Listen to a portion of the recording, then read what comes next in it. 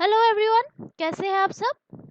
आज हम जो कि फास्ट ट्रैक कोर्ट्स के लिए जो अभी स्कीम्स की कंटिन्यूएशन है, तो उसके लिए जो है केंद्र सरकार ने यानी कि सेंट्रल गवर्नमेंट ने जो है इसको जारी रखने के लिए मंजूरी दी है। तो ये उसी के ऊपर है आज का ये टॉपिक, जो कि हम डिटेल में डिस्कस करने वाले हैं इस वीडियो में। और ये जो वीडियो जो है आपके लिए एग्जाम पॉइंट ऑफ व्यू से बहुत ही इंपॉर्टेंट होगा। और जो भी आप कम्पिटिटिव एग्जाम्स के लिए आप लोग प्रिपरेशन कर रहे हैं, उन सब के लिए भी बहुत ही फायदेमंद होगा। तो इस वीडियो को जो है एंड तक जरूर देखिएगा। और अभी तक अगर आप लोगों ने हमारा चैनल सब्सक्राइब नहीं किया है, तो प्लीज़ सब्सक्राइब कर लीजिए और साथ ही साथ बेल आइकन भी दबा दीजिए, ताकि आपको अगला नोटिफिकेशन मिल सके। और साथ ही जो है इस वीडियो को एंड तक देखने के साथ साथ लाइक करना प्लीज़ मत भूलिएगा। तो चलिए आज का जो डिस्कशन है वो अभी शुरू करते हैं। तो हाल ही में जो है केंद्र सरकार ने 2 सालों के लिए केंद्र प्रायोजित योजना के रूप में जो है मतलब 1000 से भी जो ज्यादा फास्ट ट्रैक स्पेशल कोड है उसको जारी रखने की मंजूरी दी है। यानी कि अप्रैल 2021 से मार्च 2023 के लिए जो है अभी जो कि CSS जो कि केंद्र प्रायोजित योजना, ये जो स्कीम्स जो है सेंट्रल स्पॉन्सर्ड स्कीम्स, तो उनके रूप में जो है 1000 से भी जो ज्यादा जो मतलब FTSC जो है उसको जारी रखने की अभी मंजूरी दे दी है। तो इसमें जो है यौन अपराधों से बच्चों का संरक्षण यानी कि पॉक्सो, उसके लिए जो है 389 विशेष न्यायालय इसमें शामिल है। और इसके लिए जो है केंद्रीय हिस्से को जो है अभी निर्भया कांड से मुहैया कराया जाएगा। तो अभी इसकी बैकग्राउंड क्या है, थोड़ा सा उसके बारे में जानते हैं। फास्ट ट्रैक कोर्ट जो है FTC जो है उसको पहली बार 2000 में 11वें वित्त आयोग द्वारा अगले 5 सालों में जो है जिला और अधीनस्थ अदालतों में जो है अभी लंबित मामलों को काफी हद तक कम करने के लिए अनुशंसित किया गया था। और वित्तीय आयोग की ये जो रिपोर्ट जो है, ये जो वित्तीय आयोग की जो रिपोर्ट जो है उसी के बाद जो है केंद्र द्वारा 5 साल की ये जो ड्यूरेशन जो है उसी के लिए विभिन्न राज्यों में, जैसे कि 1734 जो अतिरिक्त अदालतें हैं उसको बनाने हेतु जो है 502.90 करोड़ रुपए को जो है जारी किए गए। तो साल 2011 में जो है केंद्र सरकार ने फास्ट ट्रैक कोर्ट को फंड देना बंद कर दिया था। और इस फैसले को जो है साल 2012 में सर्वोच्च न्यायालय यानी कि सुप्रीम कोर्ट में जो है चुनौती दी गई थी। लेकिन शीर्ष अदालत ने ये कहा कि ये जो राज्यों पर जो है निर्भर है कि वे अपनी वित्तीय स्थिति के आधार पर जो है इन अदालतों को जारी रखे या बंद करे। तो अभी 3 राज्यों जो कि मतलब महाराष्ट्र, तमिलनाडु और केरल ने जो है इन अदालतों का जो संचालन है वो जारी रखा है, जबकि दिल्ली, पश्चिम बंगाल, हिमाचल प्रदेश और कर्नाटक ने जो है कहा था कि वे 2013 तक ही इसको जारी रखेंगे। तो दिसंबर 2012 के गैंग रेप और हत्या के बाद जो है केंद्र सरकार ने निर्भया फंड की स्थापना की, किशोर न्याय अधिनियम में संशोधन किया और फास्ट ट्रैक महिला न्यायालयों की जो है स्थापना भी की। तो इसके बाद जो है कुछ जो मतलब अन्य जो राज्य जो है, बाकी जो राज्य जो है जैसे कि मतलब उत्तर प्रदेश, जम्मू और कश्मीर, बिहार आदि, उन्होंने जो है इन आदि ने जो है उन्होंने भी अभी बलात्कार के मामलों में जो है उनके लिए FTC की स्थापना की। तो ये अभी ये फास्ट ट्रैक कोर्ट संबंधी ये जो स्कीम जो है वो क्या है, थोड़ा सा उसके बारे में जानते हैं।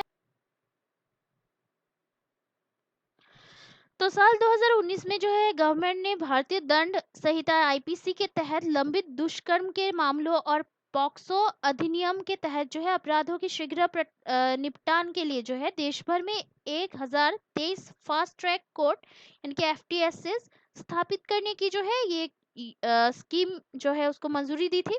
तो जुलाई 2019 में जो है सर्वोच्च न्यायालय ने ऐसे प्रत्येक जिले में जो है मतलब हर जिले में जो है केंद्र द्वारा वित्त पोषित एक विशेष अदालत स्थापित करने का भी निर्देश दिया था, जहां पे 100 से ज्यादा जो कि प्राथमिकी दर्ज की गई है, ताकि इन मामलों से जो है विशेष रूप से निपटा जा सके। तो इस प्रकार जो है फास्ट ट्रैक कोर्ट ऐसी मतलब जो कि समर्पित अदालतें जो है जिनसे कि न्याय की त्वरित व्यवस्था सुनिश्चित करने की अपेक्षा की जाती है। नियमित अदालतों की जो तुलना में जो है उनके पास बेहतर निपटान दर है और वे जो है त्वरित परीक्षण करते हैं। तो ये जो है ये यौन अपराधों के लिए जो है निवारक ढांचे को भी मजबूत करता है। तो अभी फास्ट ट्रैक कोर्ट का जो अब तक का जो प्रदर्शन है वो कैसा है। तो अभी देखिए कि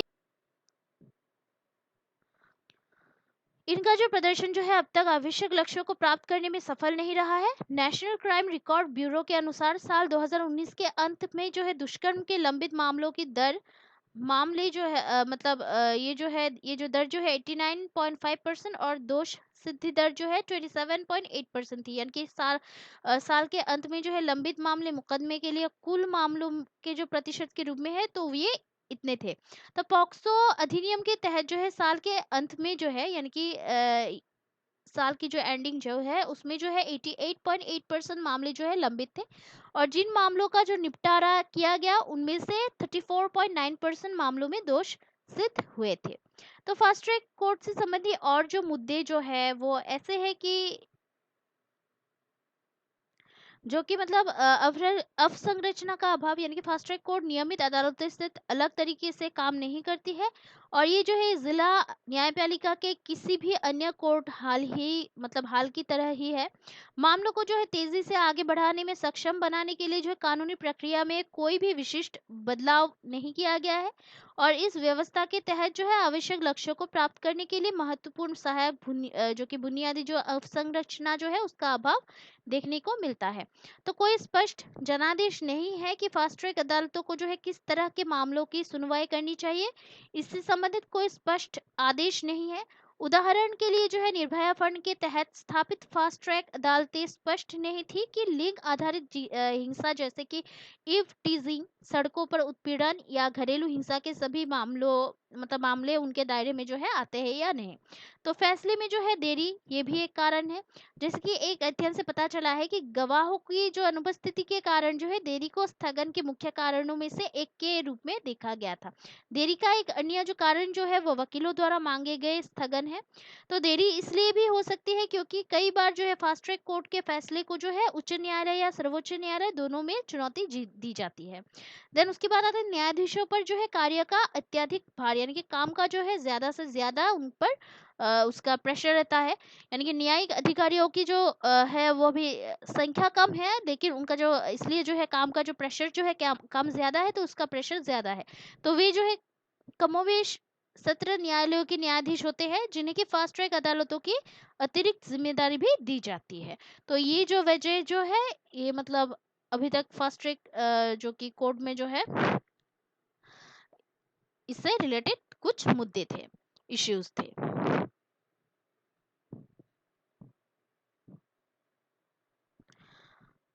तो आज के लिए इस वीडियो में इतना ही है। शाम को हम फिर मिलते हैं एक नए टॉपिक के वीडियो के एनालिसिस के साथ। तब तक के लिए जो है हमारे चैनल देखते रहिएगा, लाइक शेयर सब्सक्राइब करना प्लीज मत भूलिएगा। कोई अगर सुझाव हो तो कमेंट करना प्लीज मत भूलिएगा, क्योंकि आपका जो सपोर्ट है वो हमें बहुत ही मोटिवेट करता है हार्ड वर्क करने के लिए और ऐसे वीडियोज को आपके सामने प्रस्तुत करने के लिए।